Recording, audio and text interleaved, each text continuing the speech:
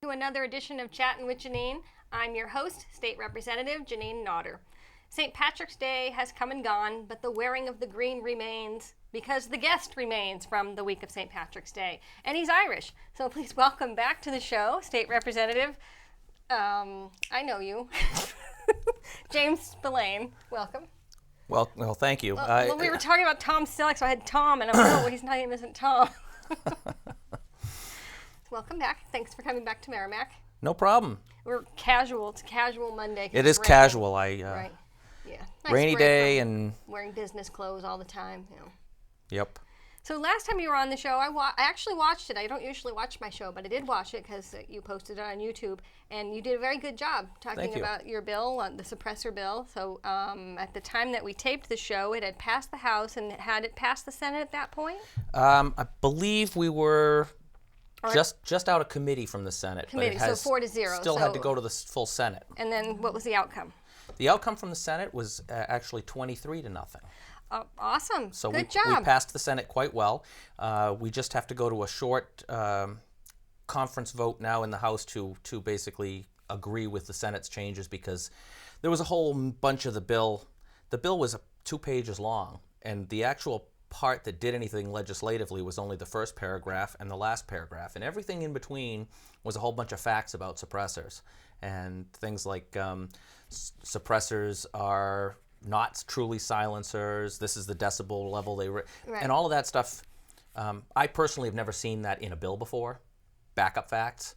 So it didn't surprise me when the Senate said, do you mind if we take all that out and just leave the first paragraph and last paragraph that actually makes the changes? And I said, absolutely not. I mean, it's John Burt's bill, but I was testifying to them on it, and I said, I don't have a problem, and I don't think anybody else will either. So they did that. They made one amendment which removed that, and so that's why we have to actually agree with their change in the House. But I'm told that that's going to go procedurally just very quick, like we had done with some of their other bills in this last session when a couple of the Senate bills had amendments. So the title of the last show was The Good, the Bad, or Good, Bad, and Ugly Bills in the State House, and that was one of the good bills. I thought about doing a part 2, but it's been a couple weeks and there was a show in between. So this one is titled New Hampshire Veteran Sportsman Foundation, and I hear you've been getting a lot of press and have been in the news and on the radio and all that. So now that you're famous, tell me about the New Hampshire Veteran Sportsman Foundation. It really stemmed from an idea that I had last fall after sitting on the Fish and Game Committee for most of last year and dealing with the bills that come through there. I realized that we don't, as a state, do anything for our veterans as far as giving them a discounted rate or a free license. The only thing that we have in statute and in rules with the Fish and Game is that they are allowed to have a free license if they're on active duty, deployed out of the country, and they come back for a leave of absence. During their leave, they're allowed to have a free hunting and fishing license for the period of time that they're here on leave. But they don't get a full, real hunting and fishing license after they're out of the military and no longer deployed and whatnot. So what we wanted to do is provide a free hunting and fishing license for any veteran who is in need, because with rising medical costs and housing costs and all that, there's some veterans that we've been finding that have given up hunting and fishing because they had to cut something, and that's usually one of the first things to go is their enjoyment. But we also know that so many veterans find peace and healing through being outdoors, hunting and fishing. The solitude. You're a hunter as well? I am a hunter as well. Well, you came in wearing a hunting jacket, and I didn't know you were wearing that, but I'm wearing camouflage. I wore a camouflage jacket today as well, but it's pink. Yeah, that wouldn't do too much for you in the tree stand. Yeah, I don't think I could. Yeah. But and we had raised about just under $1,000 until this weekend, when we gave away our first license to a guy named Joe Brandel, Joe Brandel from where? Where is he from? He's from Henniker, I believe it was. Okay, so down 89. And he was our first recipient. He served on the USS Enterprise and I believe the Constellation during Vietnam. And he gave up hunting and fishing last year because he had multiple other expenses that came up that he had to deal with, and he was looking at the same thing this year, but he wrote us a letter, and we were able to give him a license. We presented it to him in Concord, and WMUR happened to be there because we happened to make a phone call to them, and they were down the street at the Easter egg hunt on the State House lawn. Yep, saw pictures of that. So they covered the story, and after they aired the program, we've been lucky enough to receive several more donations. We just broke $2,000 raised today, and we're going to be giving out 2 more hunting and fishing licenses at the Trinity Baptist Sportsman Show in Concord this next Saturday. All right, well, today's March 28th. It's Monday, and so Saturday is April 2nd, I believe. Yep. Is it, I think? Yep, Friday's the 1st, so April 2nd. So what's the criteria? How did you pick this veteran Joe Brandel out of? Well, we don't want anybody just claiming that they're a veteran, and So you look them up. so we have to have some sort of proof that they served. Usually that's their DD 214, which is... They have to carry it with them? No, I don't think anybody carries it with them, but they all, when they're discharged, Well, I get used one. to be on the Veterans Affairs Committee, and we had someone who was in the Navy, and she had to carry her papers around, and they were in her Really? purse all the time, and they were kind of, getting... You probably don't know what happens No, to things that you carry around in your purse all the time. Being not a veteran yeah. myself, I don't know, but I do Well, I know that haven't when... seen you carry a purse either. No, Yeah. no.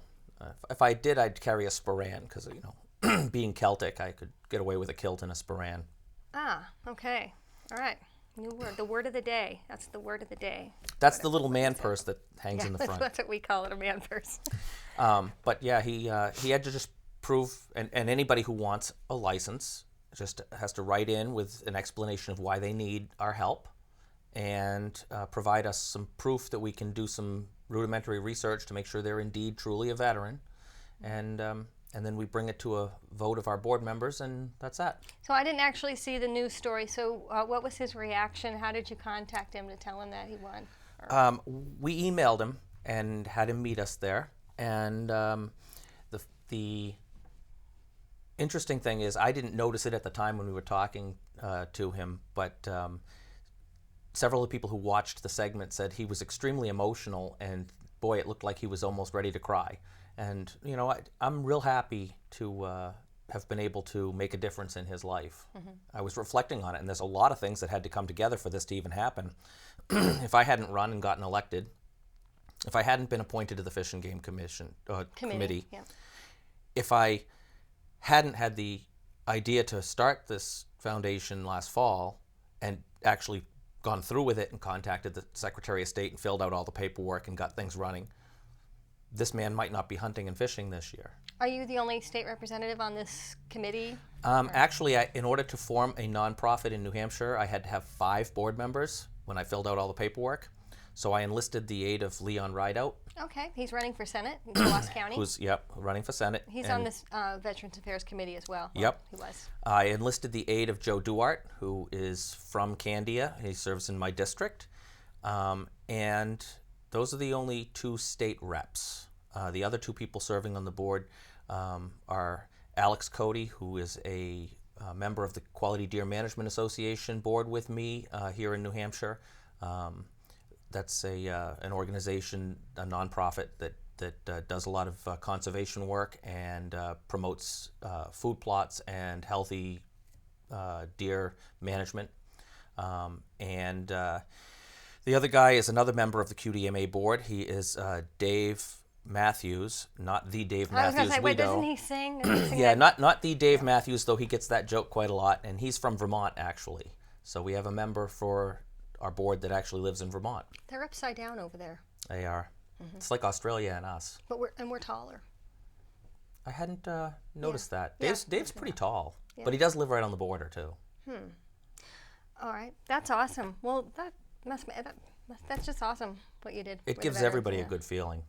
So you gave away your first one. You just raised another $2,000 today. You're going to be giving away 2 more licenses, and then As Do long you as we expect keep it to having grow? funding, we're going to keep giving away licenses to people who deserve them. We've got several other people who've emailed us at this point requesting either just a fishing license or a combination hunting and fishing license or what have you. For every time we give away a combination hunting and fishing license, in order that we can roll in all the wildlife habitat fees and everything that Fish and Game will also charge, it costs $60.50. And then they don't have to pay a dime to get their combination license. I had a question for you. I got an email from a constituent asking about the Bobcat bill. I don't really know anything about the Bobcat bill. I looked it up, and it looked the committee vote was very close. It was like 6-7, 7-6. What Well, can you tell me about it? the thing is, there really was no bill. What happened was Fish and Game decided that they were going to try to have a bobcat season, and they were going to handle it through their rules process. And I'm not a big advocate of the rules processes. Yes, I got a story for you about the rules process. I really don't like the rules process, and as much as possible, I don't leave things up to that process because, and the Bobcat is a perfect example of why. They had to have 3 public hearings throughout the state before they could put something into rules like that. And they had 3 public hearings, and they also took feedback from a lot of the public. And I have to say that everything I saw, the majority of people in the state did not want a bobcat season. And as a hunter myself, I would rather... My constituent was pretty upset about it, asked what I thought about it, and I went, I really don't know. I really know don't much think about that that's the avenue that Fish and Game should take right now. They need to deal with the turkey population and adjust the turkey hunting rules to We got allow a us lot to of take more turkeys in New turkeys. Hampshire? Ton. And it's the explosion in the turkey population that's causing the bobcats to become a stronger species, but also it's increasing the number of coyotes that we have. Oh. So I'm not fond of coyotes. no. Can And we have a coyote season?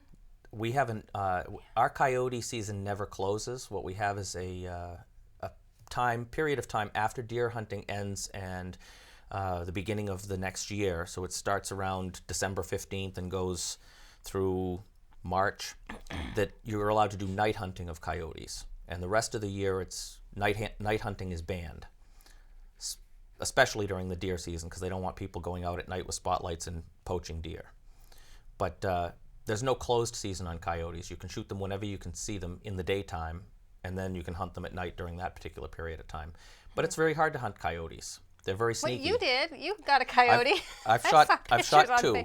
Yeah. I've shot 2, and that's only because there are so many right now that they're actually coming out in the daylight looking for food, and they're coming after people's livestock. I have chickens and pigs, and they will come close to the house now trying to get after the chickens and the pigs. And the first one I shot was actually stalking my dog. Oh. Big dog, little dog? He's Ankle a small biter? dog. He's not an ankle biter, but he's smaller than a lab and larger than a spaniel. So... The rules process in Fish and Game. Just refresh my... Kevin, is that the name of the Fish and Game? I don't know what his title is. It's Kevin something. He's the nice one, I think. There's one that's nice, and there's one that wasn't very nice. Well, This was 6 years ago. I don't know anyone off the top of my head, I see them every once in a while. but we talked to several of them in committee, the different officers that show up all the time in committee. Colonel Jordan is one of the ones that shows up. That's the one. Okay. Kevin Jordan, I think his name is. I always call him Colonel Jordan. So, Oh, I didn't know he was Colonel. though I think actually he's been promoted now. Yeah. But Yeah, he wasn't the top dog 6 years ago, but there was an article in the paper about a woman in Nashua who was selling Quaker parrots. And her neighbor she was raising them and selling them. And her neighbor said, you know, those are illegal. She said, no, they're not. What do you mean they're illegal? So she called Fish and Game and said, are Quaker parrots illegal? They said, yes, ma'am, they are. It's just she hung up the phone. Well, they found her. They knocked on her door and found out she had Quaker parrots, and they told her that she had to get rid of them or they were going to take them and kill them because they were against the law.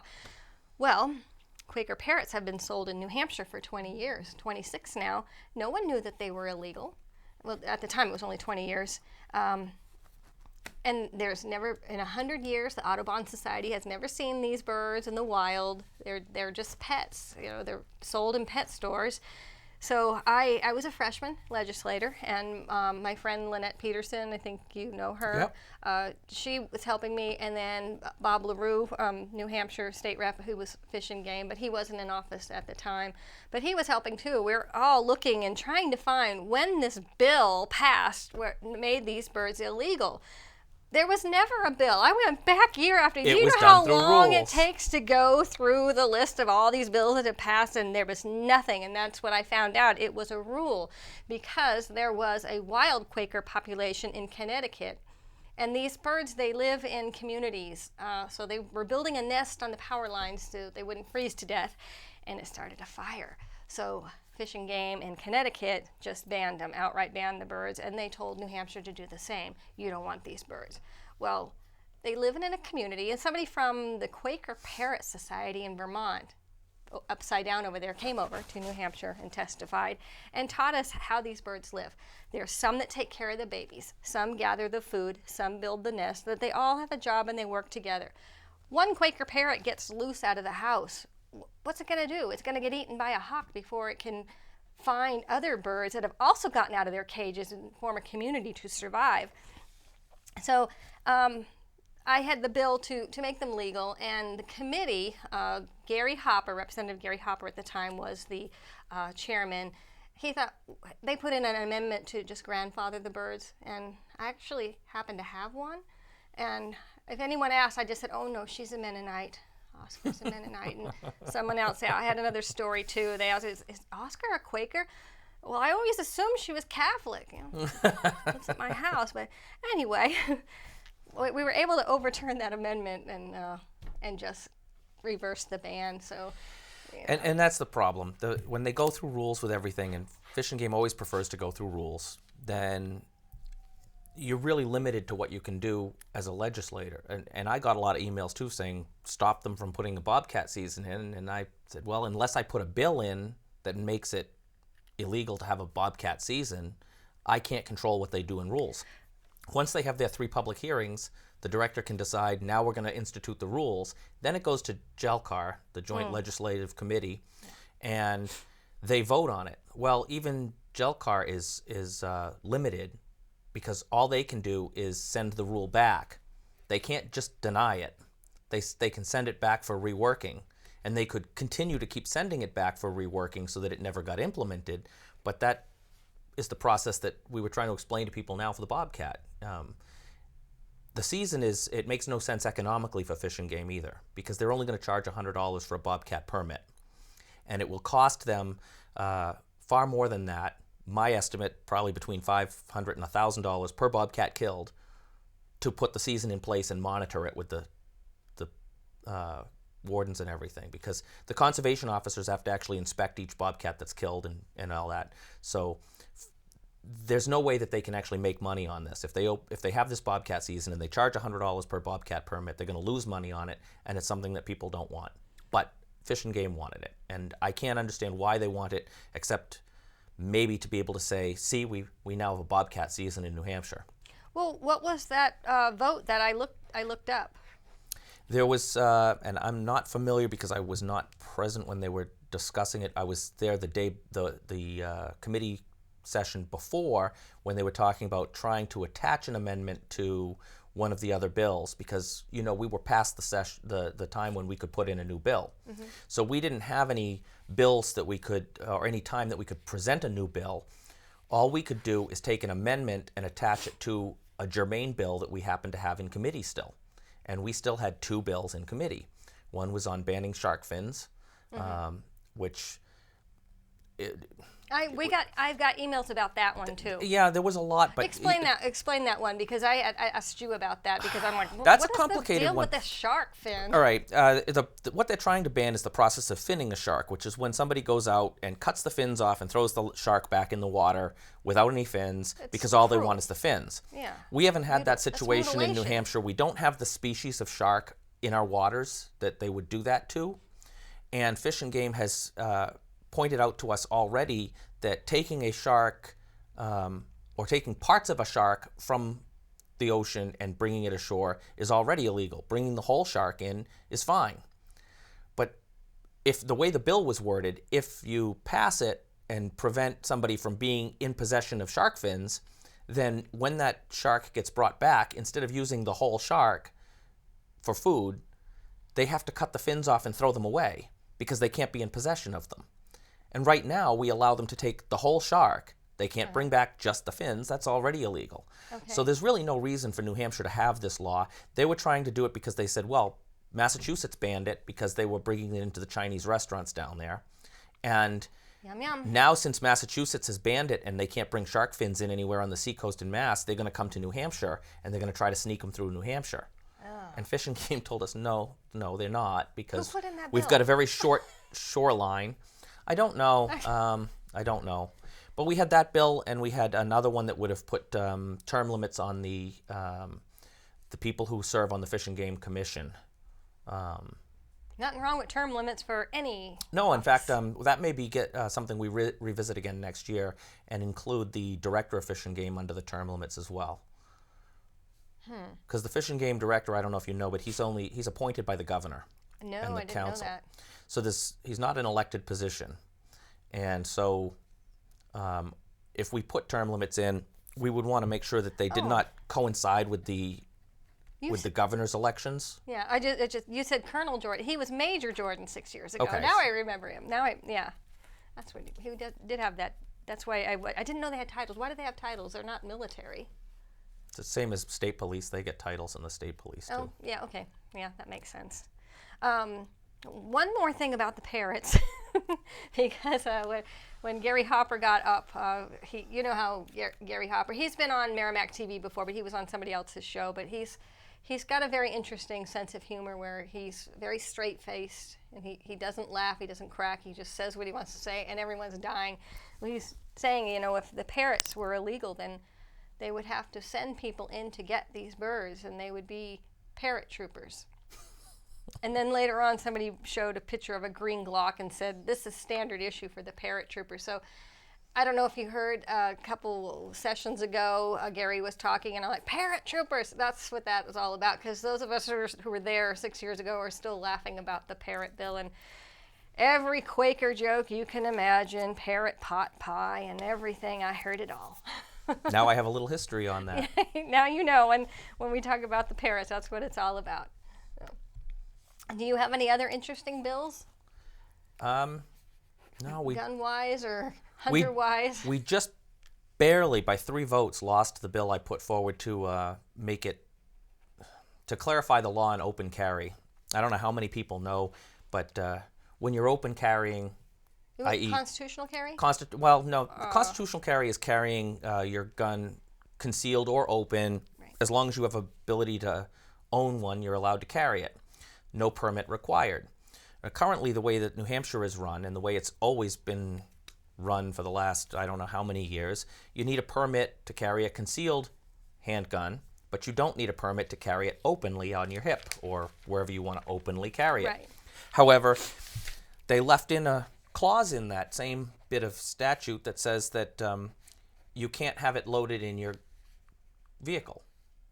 So as soon as you lean into the vehicle to get something, right. you're breaking the law. I remember this bill. Did we talk? We didn't talk about this on the last show. Go ahead, keep going. So anyway, that bill by 3 votes I remember the debate. would have allowed people to keep it safely holstered and not have to take it out and load it and unload it in the middle of the street when you gave the speech on the floor, you were talking about being in the parking lot at Walmart and having to unload your gun. And yeah, exactly. Yeah. I mean, the scenario is, in order to comply with the law, if I pulled into Walmart and I was openly carrying and I did not have a concealed carry permit, then I would have to get out of my vehicle next to the woman in the minivan with her 6 kids that she's trying to get all loaded up to go into Walmart. That was me one time. And I would have to whip out my gun, load it, put it back in its holster, and then walk in the store. And when I come back out from the store, I've got to whip out my gun and unload it right there in the busy parking lot before I can get in my vehicle. And anybody who handles weapons knows that the most dangerous time to handle a weapon is when you're loading and unloading, because mechanical failures happen in the gun. And so we'd much rather have people loading and unloading the gun in the safety of their own driveway or home, and then keep it holstered the whole time they're driving and going in and out of Walmart. It makes sense. Yeah, I had one particular person testified on the floor that it was that nobody should have a loaded gun in a car because it's just inherently dangerous to do so. And yet, if you've got a permit to carry concealed, you do that all the time. So I asked him, I said, why is it this gun, the same exact gun, dangerous and deadly if I don't have that little piece of paper? But if I have that little piece of paper, it's perfectly safe. Right.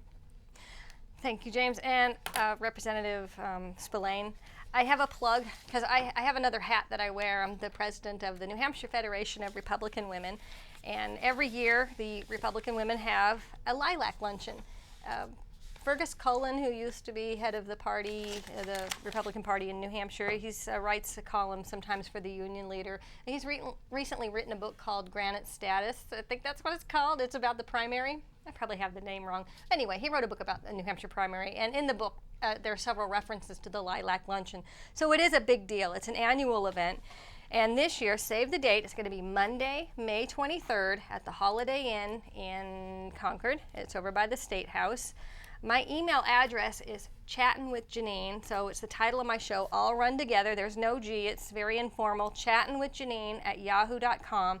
Contact me if you're interested in going to this event. Our keynote speaker will be Charlie Arlinghouse. So Charlie also has a column in the Union Leader. He's a very good Republican. He's good conservative. He is the chairman, I think, of the Hosea Bartlett Center. And he was one of the signers of the Declaration of Independence as well. So, of course, everyone in Merrimack knows about Matthew Thornton, who signed the Declaration of Independence all the way at the bottom, if you look at the document, and he's buried down the street. So Charlie Arlinghouse is one of the keynote speakers, and I am trying to get the national president for the National Federation of Republican Women. Her name is Carrie Almond, and one of the reasons to get her here is I'm the state president, and then we have the different federated clubs, and they get points for different things. So if she comes and gives a talk, and that's extra points. And my goal is for all of my clubs to get the Diamond Award this year. So you have to be a Republican woman, and to know what I'm talking about. But it's a big deal. So save the date again, and you'll be coming as well. And because it's a primary election year, we'll have gubernatorial candidates. So that's governor, running for governor. Congressional candidates, Senate candidates. There'll be a lot of elected officials there. They give away lilac bushes. Then we have our raffle, a gun raffle. Yes, we have a gun that's donated. And 3 years in a row, Nancy Elliott won, but this year she's not allowed to win. I told her. I gave her the money to buy my ticket last year, had her blow on it. I still lost. She won again, or her daughter won. But anyway, save the date again, and I'm out of time. Thanks for watching. See you next time.